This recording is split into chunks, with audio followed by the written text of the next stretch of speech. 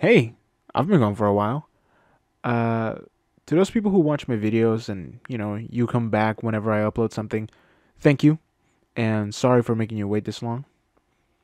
Um, I've been busy with college and a whole bunch of other stuff, but I'm back now, and hopefully I get to make more videos for you. If you enjoy this video, leave a like, leave a comment, subscribe.